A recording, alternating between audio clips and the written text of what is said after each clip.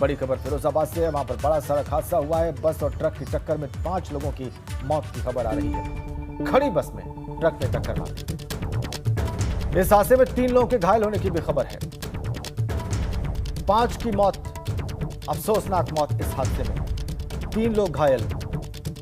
Agra Lucknow expressway पर थाना नगला खंगर इलाके में हाईवे के खंबा नंबर 62 पर खड़ी निजी ट्रैवल एजेंसी की बस में ट्रक जा घुसा। टक्कर मारी उसने, 5 की मौत हुई है और 3 घायल बताए जा रहे हैं। घटना सुबह की है, 5 से 5:30 बजे के दरमियान। प्राप्त जानकारी के अनुसार यह भी है कि बस यात्रियों से भरी थी और आगरा से लखनऊ जा रही थी। एक्सप्रेसवे पर साइड में खड़ी थी कि पीछे से आ रहे बेकाबू ट्रक ने बस में जोरदार टक्कर मारी। हादसा औरैया में भी हुआ है। वहां पर बाइक और पिकअप की टक्कर हो गई है और इस हादसे में 2 लोगों की मौत की खबर आ रही है। एक शख्स गंभीर रूप से जख्मी।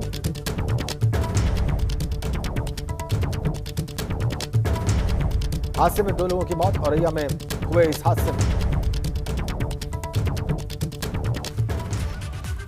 और जिला पंचायत अध्यक्ष चुनाव में आज नामांकन वापसी का आखिरी दिन है। सुबह 11 से दोपहर 3 बजे तक नामांकन वापसी का वक्त है। कई जिलों में नाम वापस ले सकते हैं पंचायत अध्यक्ष के प्रत्याशी। दोपहर 3 बजे के बाद निर्विरोध जीत का ऐलान होगा और ऐलान के बाद निर्विरोध जीतने वालों को सर्टिफिकेट भी मिलेगा। 18 जिलों का रिजल्ट तय है। निर्विरोध अध्यक्ष वहां पर घोषित हो जाएंगे। बाकी 57 जिलों में क्या होगा यह भी आज दोपहर 3 बजे तय हो जाएगा। कई सीटों पर बीजेपी, समाजवादी पार्टी और राष्ट्रीय लोक दल के बीच में मुकाबला है। 41 सीटों पर सीधे सीधे बीजेपी और सपा के बीच में कड़ी टक्कर बताई जा रही है।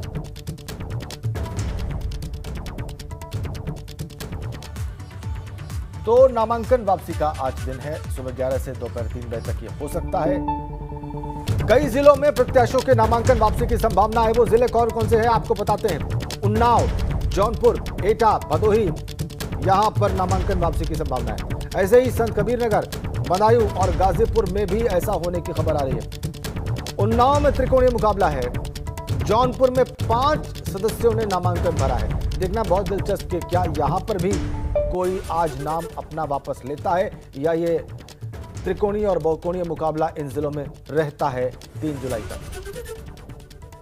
41 जिले ऐसे हैं जहां पर केवल बीजेपी और सपा के ही उम्मीदवार हैं और ऐसे में अगर उनमें से किसी जिले में कोई भी अपना नाम वापस लेता है तो दूसरा उम्मीदवार निर्विरोध निर्वाचित हो जाएगा।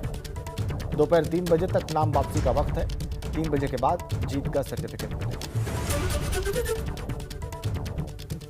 तो बहुत अहम दिन आज जिला पंचायत अध्यक्ष पद के चुनाव में। नामांकन वापसी का दिन है आज। सुबह 11 से दोपहर 3 बजे तक का वक्त है।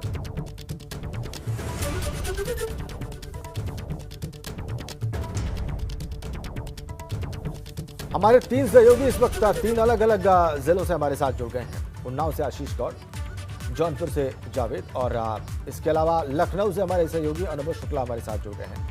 हम लखनऊ चलेंगे, अनुभव के पास चलेंगे और उनसे समस्त जो स्थितियां हैं प्रदेश में उन सब पर विस्तार से बात करेंगे। लेकिन पहले ये 2 जो महत्वपूर्ण जिले हैं जहां पर त्रिकोणीय और पंचकोणीय मुकाबला दिख रहा है फिलहाल तक, इस पर बात कर लेते हैं। और सबसे पहले चलते हैं जौनपुर, जावेद अहमद के पास। जौनपुर में कौन कौन से अध्यक्ष पद के प्रत्याशी हैं जावेद, और किसके नाम वापस लेने की खबर या सुगबुगाहट है, वहां पर चर्चाओं में कौन है?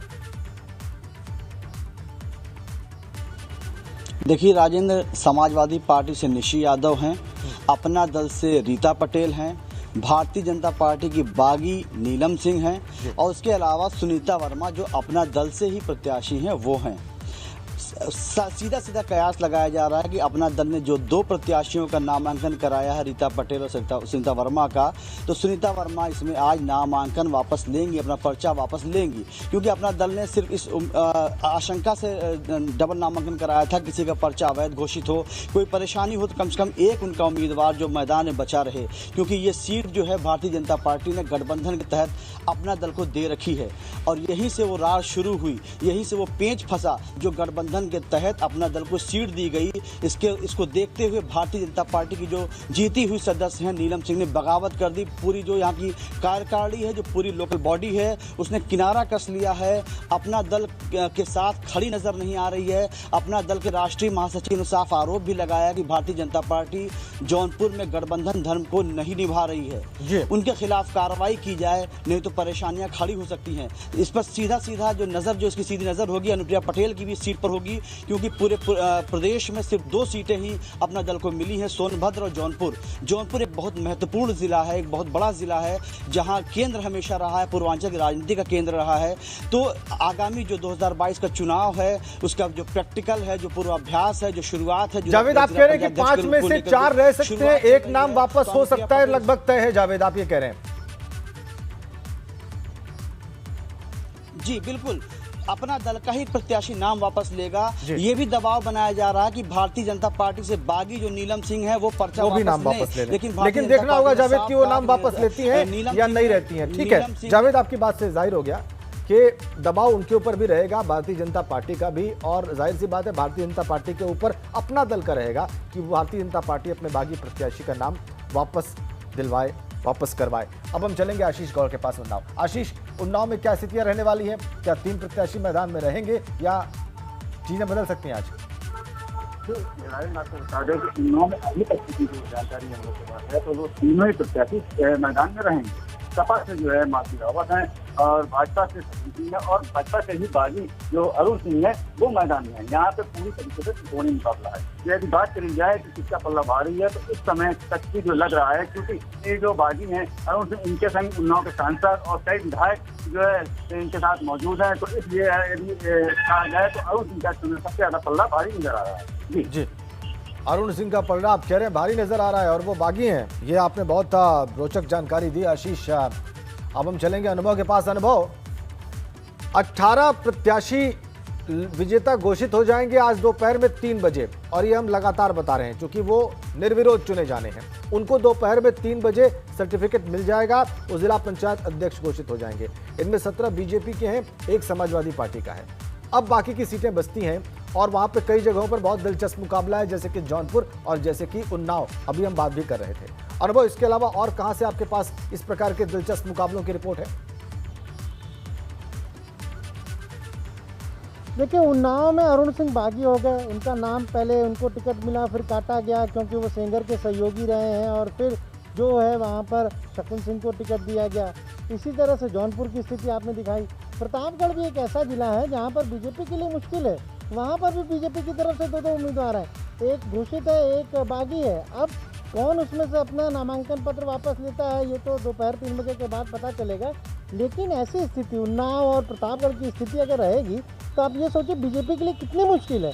एक छोटे से जिला पंचायत अध्यक्ष के चुनाव में अगर ये दिक्कत है, तो जब 403 विधानसभा के टिकट बांटने होंगे तो बहुत सारे लोग तो बागी हो जाएंगे, फिर उनके खिलाफ क्या कार्रवाई करेंगे। ये एक बीजेपी के लिए एक मैसेज है अगर हम कहें 22 के विधानसभा चुनाव से पहले, कि अपने लोगों को वो इस तरीके का मैसेज दे कि कहीं कोई आगामी चुनाव में बागी ना होने पाए। दूसरा, जिस तरीके से देखिए 17 पर तो बीजेपी के जो जिला पंचायत अध्यक्ष हैं उनका निर्विरोध निर्वाचन तय है। 3 बजे के बाद उनको सर्टिफिकेट मिल जाएगा। इटावा में अंशुल यादव समाजवादी पार्टी का निर्वाचन निर्विरोध तय है, उनको भी सर्टिफिकेट मिल जाएगा। अब बचते हैं कुल 57 जिले उत्तर प्रदेश में। अगर आज मान लीजिए किसी और भी जिले में 41 जिले ऐसे जहाँ पर सीधी टक्कर है बीजेपी की समाजवादी पार्टी की, उनमें से अगर कहीं कोई अपना नामांकन वापस लेता है तो ये मानिए कि वहाँ पर भी निर्विरोध निर्वाचन तय हो जाएगा। पर अभी जो स्थिति है, ये माना जा रहा है कि 57 जिलों में वहाँ चुनाव 3 तारीख को होंगे, 3 जुलाई को, और ये वोटिंग 3 बजे तक होगी। उसके बाद वोटों की गिनती होगी। राज्य निर्वाचन आयुक्त ने सभी ऑब्जर्वर को, जो 57 ऑब्जर्वर तैनात किए, उनको कह दिया है कि वो 2 तारीख को ही वहाँ पहुँच जाएंगे और तब तक वापस नहीं आएंगे जब तक कि मतदान की पूरी प्रक्रिया संपन्न नहीं हो पाएगी। लगातार समाजवादी पार्टी ये आरोप लगा रही है बीजेपी पर कि सत्ता पक्ष का दुरुपयोग किया है। शासन प्रशासन के दबाव के चलते इस पूरे पंचायत चुनाव को बीजेपी ने अपनी ओर मोड़ा है। अब बीजेपी जवाब दे रही कि 2015 की बात समाजवादी पार्टी क्यों नहीं करती है। तब क्या इस तरह की स्थिति नहीं थी? तब भी इसी तरह की स्थिति थी। और बीजेपी कह रही कि हम तो लोकतांत्रिक परंपराओं का निर्वहन करने वाली पार्टी हैं। तो दोनों पार्टियों की तरफ से जुबानी जंग भी जारी है। लेकिन 2022 के विधानसभा चुनाव से पहले जिला पंचायत अध्यक्ष का ये चुनाव, आगे जब ब्लॉक प्रमुख के चुनाव होंगे, काफ़ी महत्वपूर्ण हो जाते हैं, क्योंकि पार्टियों को अपना दमखम दिखाना है। अब आप सोचिए, केवल एक ज़िले में 75 ज़िलों में से उत्तर प्रदेश में कांग्रेस ने केवल एक रायबरेली ज़िले में अपना कैंडिडेट खड़ा किया, और वो भी तब जब समाजवादी पार्टी ने अपने कैंडिडेट को वहाँ पर नामांकन नहीं करने दिया। पहले तो डिसाइड किया था जी। कि सपा का भी वहाँ पर जो उम्मीदवार होगा वो पर्चा भरेगा, पर आखिरी मौके पर कुछ बात होती है अखिलेश यादव की कांग्रेस के आला कमान से, और उसके बाद ये तय होता है कि हमारा कैंडिडेट वहाँ पर नामांकन नहीं करेगा। तो 2022 के चुनाव से पहले एक तरीके से कुछ सियासी समीकरण क्या होंगे, क्या चीज़ें बदली रहेंगी, उसके भी संकेत ये चुनाव दे रहे हैं। बिल्कुल ठीक है, बिल्कुल ठीक है। अनुभव के इन बातों से 2022 के सियासी समीकरणों की संभावना का संकेत मिलता है। क्या हो सकता है, इसकी एक रूपरेखा तय होती दिखती है, और जो कुछ भी होने वाला है आज या 3 जुलाई को, वो बहुत दिलचस्प रहने वाला है, ये बिल्कुल साफ दिख रहा है। बहुत बहुत धन्यवाद। लेकिन अनुभव, हमारे साथ आप बने रहिए, आपसे हम आगे ही बात करेंगे। आशीष और जावेद, आपका धन्यवाद। बड़ी खबर है, आज यूपी के नए डीजीपी का नाम भी सामने आ सकता है। यूपी के अगले डीजीपी के चयन के लिए आज दिल्ली में यूपीएससी की अहम बैठक है। यूपीएससी के साथ यूपी के चीफ सेक्रेटरी और डीजीपी करेंगे नए डीजीपी के नाम पर चर्चा।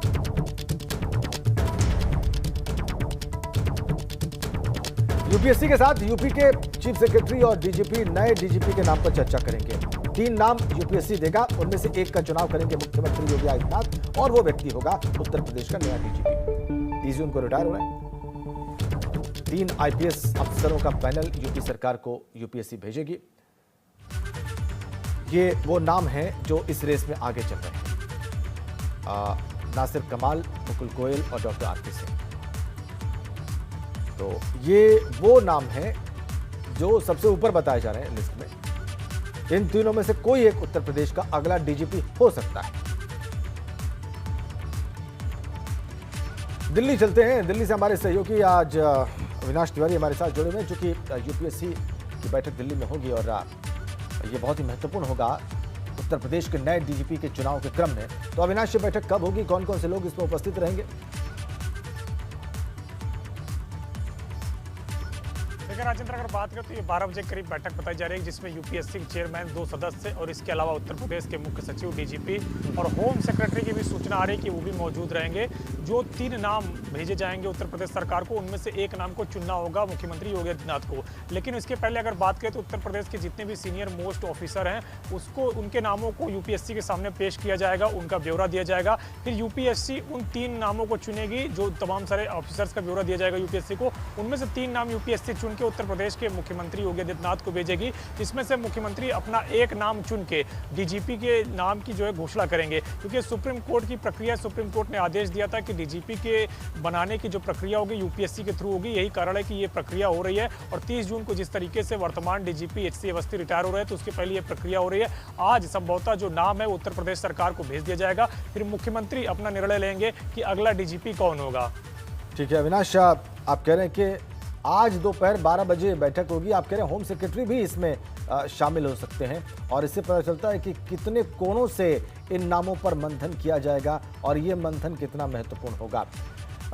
अविनाश, क्या नाम आज ही निर्णित करके उत्तर प्रदेश सरकार को और मुख्यमंत्री को भेज दिए जाएंगे? देखिए राजेंद्र, अगर बात करें तो जिस तरीके से 30 जून को रिटायरमेंट हो रहा है वर्तमान डीजीपी एचसी अवस्थी का, तो जाहिर तौर से बात है कि जो आज तमाम सारे उत्तर प्रदेश के सीनियर मोस्ट अधिकारी हैं, उनके नामों को लेकर यूपीएससी में चर्चा होगी। उनमें से जो 3 प्रमुख नाम यूपीएससी को ठीक लगेगा, उन 3 नामों पर यूपीएससी अपनी सहमति जताएगा। जिसके बाद अगर बात करें तो उत्तर प्रदेश के मुख्यमंत्री को वो 3 नाम बताए जाएंगे। फिर उत्तर प्रदेश के मुख्यमंत्री अपना निर्णय लेते हुए एक नाम को डीजीपी के रूप में चुनेंगे, और फिर वो नाम यूपीएससी को वापस भेजा जाएगा कि इसको उत्तर प्रदेश का नया डीजीपी चुन लिया गया है। तो ये जानकारी यूपीएससी को दी जाती है। तो आज ही संभवतः यूपीएससी से नाम भेज दिया जाएगा उत्तर प्रदेश के मुख्यमंत्री को। फिर मुख्यमंत्री जो भी नाम चुनेंगे उसके बाद, ठीक है अविनाश, यूपीएससी को ज्यादा संभावना आप कह रहे हैं कि इस बात की है कि आज ही ये 3 नाम चयनित करके यूपीएससी मुख्यमंत्री को भेज देगा, और उसके बाद उनमें से एक नाम वापस आएगा और वही उत्तर प्रदेश के नए डीजीपी होंगे। बहुत बहुत धन्यवाद आपका इन जानकारियों के लिए। और एक बड़ी खबर, उत्तर प्रदेश के सभी सरकारी दफ्तर 100% कर्मचारियों के साथ खुलेंगे। कोविड-19 महामारी में सुधार देखते हुए राज्य सरकार ने कदम उठा लिया है। सभी कर्मचारियों को कोविड-19 के मानक का पालन करने के भी निर्देश दिए गए हैं। तो सारे सरकारी कर्मचारियों की उपस्थिति अब सरकारी दफ्तरों में अनिवार्य होगी, लेकिन पूरे कोविड प्रोटोकॉल के साथ, यानी जो फिजिकल डिस्टेंसिंग है और जो मास्क लगाने का नियम है वो लागू रहेगा। अगली खबर लखनऊ से है। राष्ट्रपति आज अंबेडकर सांस्कृतिक सेंटर का शिलान्यास करेंगे। लोक भवन में राष्ट्रपति शिलान्यास के इस कार्यक्रम में हिस्सा लेंगे। सीएम योगी और राज्यपाल आनंदीबेन पटेल भी इस कार्यक्रम में शामिल होंगे। सुबह 11 बजे शिलान्यास कार्यक्रम की शुरुआत। अंबेडकर सांस्कृतिक सेंटर में बाबा साहब की 25 फुट की प्रतिमा भी लगाई जाएगी। सुबह 11 बजे शिलान्यास का कार्यक्रम होगा। राष्ट्रपति रामनाथ कोविंद करेंगे काम और वहां पर रहेंगे मौजूद उत्तर प्रदेश की गवर्नर और मुख्यमंत्री योगी आदित्यनाथ।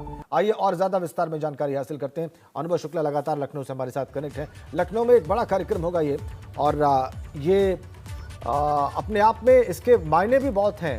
अनुभव, ये जो सेंटर बनेगा और इसमें जो 25 फुट की प्रतिमा लगनी है, इसके सिंबॉलिक मतलब बहुत गहरे और बहुत बड़े हैं।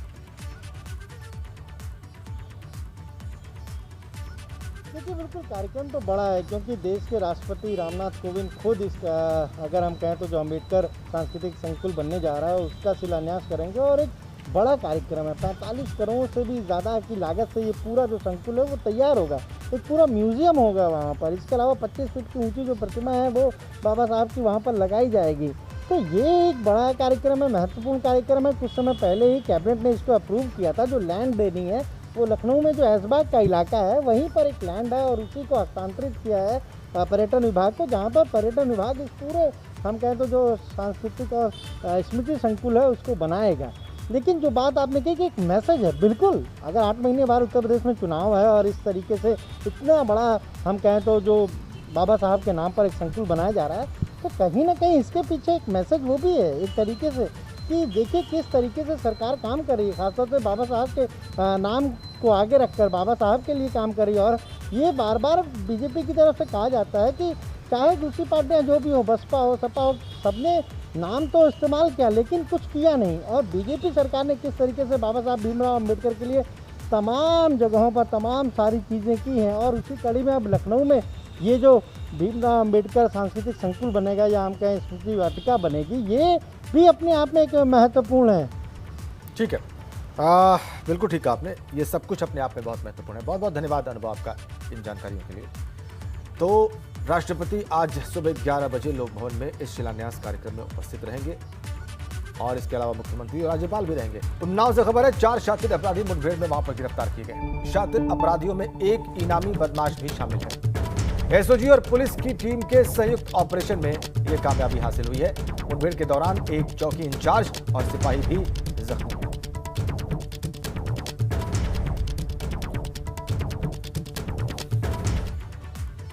गाजियाबाद बुजुर्ग पिटाई के मामले में ट्विटर समेत 9 के खिलाफ एफआईआर दर्ज कराई गई थी। इसमें 2 लोगों ने आज लोनी बॉर्डर थाने में अपना बयान दर्ज कराया।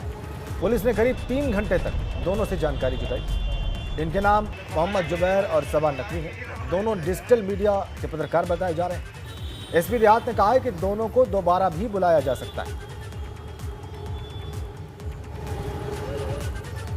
जुबैर और मिस सबा नकवी आए थे। इन लोग को पूछताछ के लिए बुलाया गया था, नोटिस इनको दिया गया था।